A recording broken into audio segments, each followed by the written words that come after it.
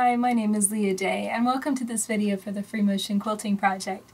Today we're working on Express Your Love and learning another new design, and this one is called Glazed Donut, and it's a really cute, fun, echoing design. So let's get on the machine and see how this works in free motion. So here I'm working in a 4-inch square, and all I'm going to do is stitch down just a bit out of that corner and swing out with a quarter circle shape. Now I'm going to travel stitch just a bit, maybe about 2 stitches, and swing around with an echo. So this is working very much like echo shell.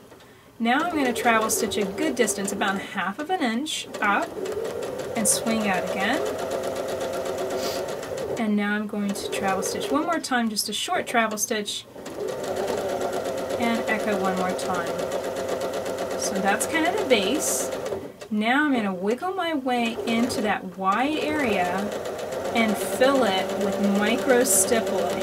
And micro stippling is just a very dense form of stippling. I'm just wiggling around, trying not to cross my lines of quilting.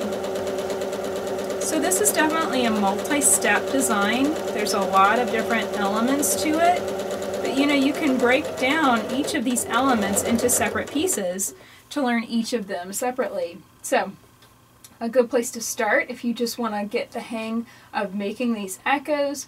A good place to start would be echo shell. That's another design. A good place to learn stippling would be micro stippling would be to first learn stippling and then shrink it down and then learn stippling. And then once you have those 2 designs kind of solid, put them together and that's what you get. So now we're going to move on. We're going to stitch another one. This time I think I'm going to go for more of a 1/2 circle shape. Branch out from here. Now if you start and you're like, that shape's just a little bit big, that's going to look kind of awkward on my space, no big deal. Travel stitch within it to do your starting echo, and that will eat up some of the space. Now I'm going to travel stitch down and swing out with my big echo. Travel stitch over a bit and finish up with my narrow echo. Now wiggle my way inside and fill that space with stippling.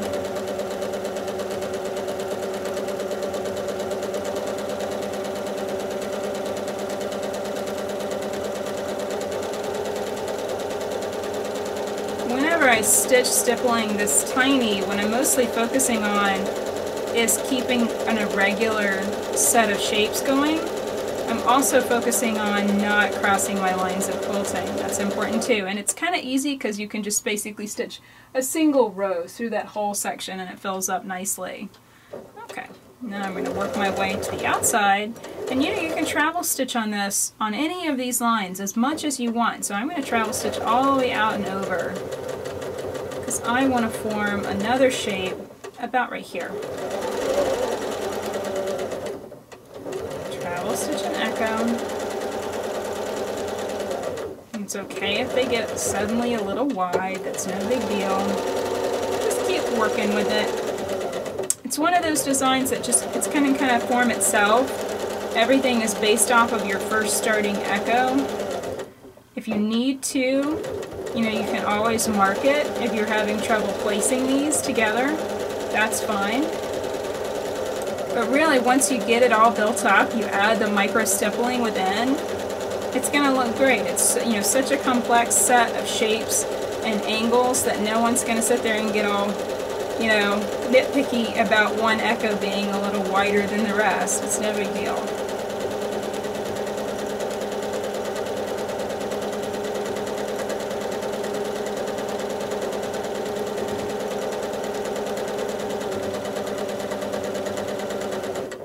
Okay, so there we go. That is Glazed Donut.